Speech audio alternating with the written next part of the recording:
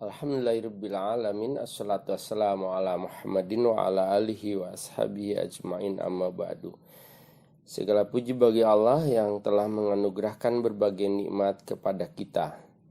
Di kesempatan ini saya akan membawakan tema bahasan tentang hak suami, kewajiban istri. Ketaatan istri kepada suami itu adalah hak suami yang harus dipenuhi istri. Allah memang menakdirkan bagi laki-laki untuk menjadi suami dan pemimpin rumah tangga karena dia punya kemampuan untuk memberi nafkah kepada istrinya. Surat An-Nisa, surat keempat ayat 34, Allah berfirman, Ar-rijalu qawwamuna 'alan nisa. Laki-laki itu dijadikan suami sebagai pemimpin dan pelindung bagi istrinya.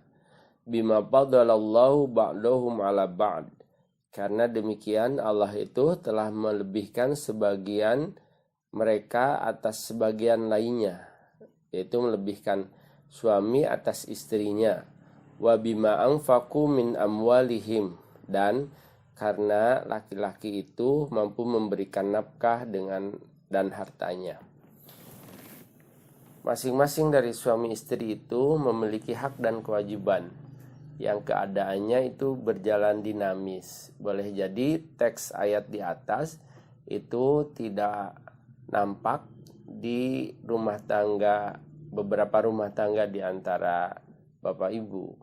Boleh jadi justru istrinya itu menjadi penopang nafkah di keluarga, dan itu boleh sah, tidak mengapa. Namun tetap kendali rumah tangga suami itu sebagai pemimpin. Adapun istri bisa mengasih nafkah, itu menjadi sedekah tersendiri bagi istri tersebut. Nah, hubungan rumah tangga itu sangat dinamis, tidak kaku. Jadi saling mengisi dan menggenapi, bukan mendominasi. Relasi yang terbangun adalah relasi untuk saling melengkapi. Di kesempatan ini saya lebih memilih bab ketaatan istri yang menjadi hak suami, karena kalau ini dijalankan, maka rumah tangga itu akan berjalan menjadi sakinah, mawaddah, warahmah.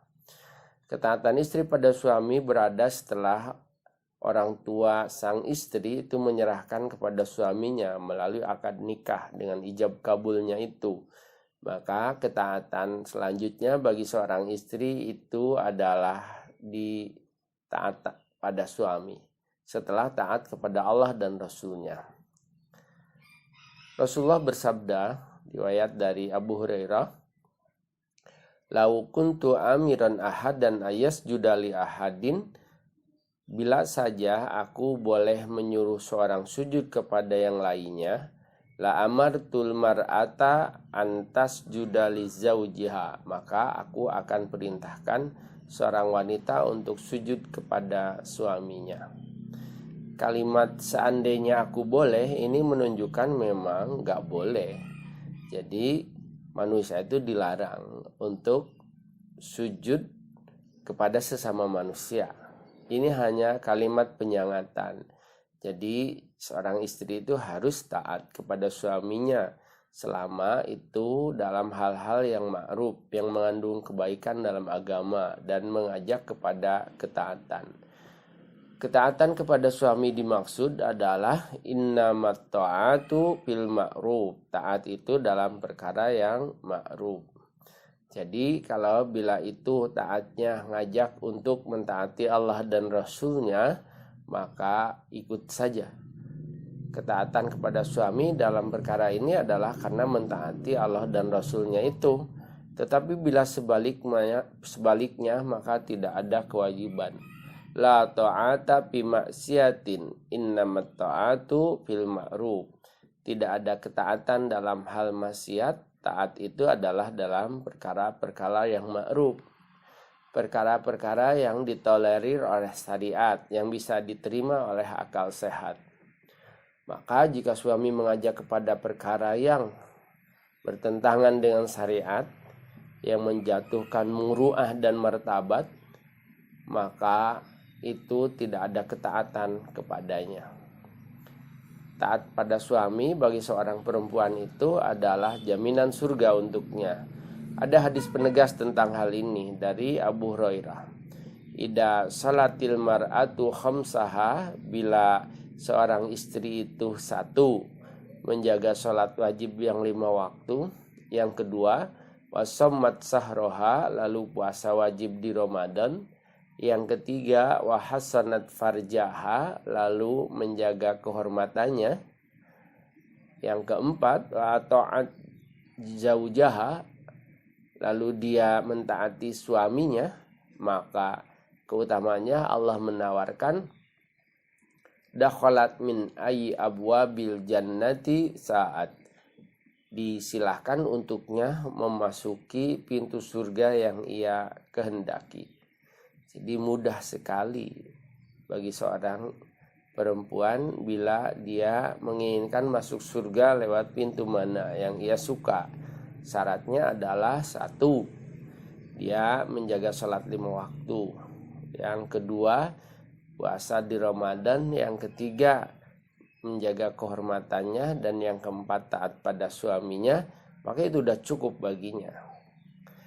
Dan sifat wanita penghuni surga itu adalah salah satunya adalah wanita yang mentaati suaminya. Bahasa hadisnya, nisa'ukum min ahlil jannah, wanita-wanita itu menjadi penghuni surga bila al-wadud, dia penuh kasih sayang, al-walud, dia punya anak banyak, al-a'ud, dia taat ala zaujiha, pada suaminya, yang sekalipun suaminya marah, ia tidak membalas dengan kemarahan, tapi mendatanginya sambil mendekap atau memegang tangannya, lalu ia berkata, la aduku gomdo hatta tardo, bang, aku tidak bisa tidur dengan nyenyak sampai engkau ridho. Atau mengatakan perkataan-perkataan yang itu bisa menurunkan tensi amarahnya, bisa memotivasi kepada suaminya, atau bisa mendinginkan suasana dan hatinya. Nah, yang demikian ini adalah istri yang salihah.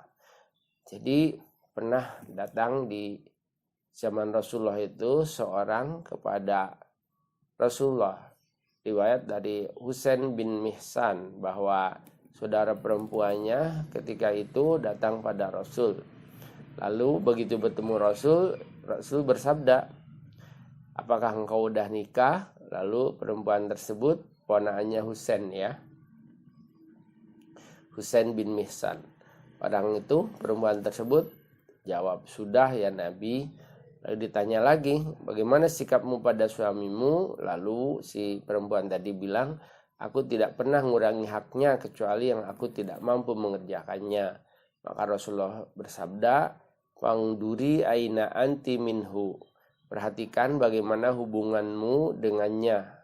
Fa innama huwa, karena suamimu itu jannatuki wa naruki, bisa menjadi surgamu atau sebaliknya menjadi nerakamu. Jadi kalau taat kepada suami jaminannya surga, tapi kalau sebaliknya maka akan sebaliknya juga yang didapat. Jadi ini hadis menggambarkan bahwa hak suami selama berada di jalan yang baik dan benar, berjalan di atas syariat untuk mengajak kepada ketaatan, berjalan di atas jalan Allah, agama Allah, maka hak mutlak untuk istrinya dia mentaati apa yang disampaikan dari suaminya. Jadi ketaatan dari seorang istri itu menjadi hak suami dan wajib bagi istri. Bahkan taruhannya adalah surga di depannya. Nikah itu ibadah. Karena ibadah maka harus diisi dengan hal-hal yang mendekatkan kepada Allah dalam bentuk sunnah-sunnah. Jadi bahkan hubungan suami istri pun itu di agama kita dinilai sebagai ibadah. Bahkan bila istrinya itu dia tidak menolak, termasuk sesungguhnya suaminya ketika pasangannya itu berhajat lalu menolaknya, maka doa malaikat itu menjadi tidak baik. idza da'a ar-rajulu imra'atahu ila firasihi, bila seorang laki ngajak perempuannya, istrinya untuk menunaikan hajatnya, fa'abat antaji'a, lalu istrinya itu nolak, fabata godbana 'alaiha, lalu tidur dalam kondisi marah, la'anat hal malaikatu hatta tusbiha, malah malaikat melaknat kepada istrinya itu hingga waktu subuh. Jadi saya sarankan baik suami atau istri, kalau pasangannya itu berhajat, maka bersedekahlah dengan segera, jangan sampai menolak. Apalagi kalau sudah usia senja, udah tua, biasanya itu pisah kamar. Yang bapaknya di belakang, yang ibunya di kamar depan. Nah yang gitu itu gak boleh, karena suami itu tidak mengenal menopause, laki itu tidak mengenal menopause. Oleh karena itu, istri ketika tidak suka atau tidak rela, maka dia tetap dituntunkan untuk bersedekah kepada suaminya itu, karena nafsu syahwatnya, kejantanannya untuk laki-laki tidak mengenal era menopause. Kalau perempuan mungkin iya, maka dengan hadis ini Nabi itu menunjukkan, jadi sekalipun tidak ada birahi, tidak ada syahwat, maka itu dianggap sebagai sedekah yang kalau ia tunaikan, maka itulah bentuk ketaatan. Jadi dalam Islam, dengan menunaikan apa yang dihajatkan oleh suami, itu termasuk ibadah yang utama. Hingga kalau tidak ditunaikan, itu malaikat menjadi murka, dalam bahasa hadis ini akan melaknat. Bagaimana seorang istri bisa dia menunaikan hak Allah bila sekedar menunaikan hak suaminya tidak bisa, terutama di usia-usia senja ya. Kalau usia masih muda, masih pengantin baru, itu dalam urusan yang seperti ini gak ada masalah. Tapi kalau sudah usia tua, di mana suaminya itu masih tetap dia punya gairah semangat 45, nah istrinya wajib untuk mentaatinya, wajib untuk menyervisnya. Dalam ajaran Islam, seorang istri dilarang berpuasa, bahkan puasa sunat-sunah itu gak boleh bila suaminya tidak mengizinkan, bila suaminya itu ada di rumah. Abu Hurairah meriwayatkan hal ini dalam hadisnya, la tasumil mar'atu wa ba'luha syahidun ila biidni, tidak boleh seorang wanita itu puasa sunnah sedangkan suaminya ada di rumah, tidak bepergian, kecuali dengan izinnya.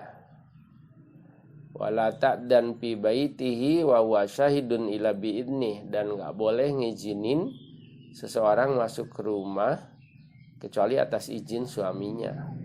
Wa ma anfaqat min kasbihi min ghairi amrihi, dan bila seorang istri bersedekah dengan tanpa pengetahuan suaminya, fa inna nisfa ajrihi lahu, maka separuh ganjarannya untuk suaminya. Ya, karena harta bersama ya, otomatis dalam hal ini.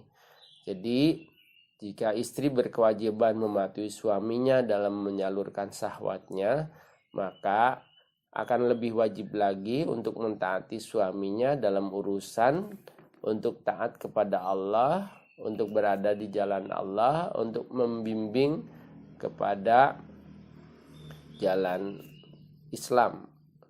Jadi mewarnai keluarga dengan nilai-nilai Islam, dengan spirit Islam, diniatkan bahwa rumah tangga sebagai ibadah. Bila begini adanya, maka serasa berumah tangga seperti di surga, dan nanti memang ketika di surga akan berkumpul bersama seperti di dunia antara suami, istri, dan anak-anaknya itu. Mudah-mudahan bahasan kali ini bermanfaat. Akhirul kalam, assalamualaikum warahmatullahi wabarakatuh.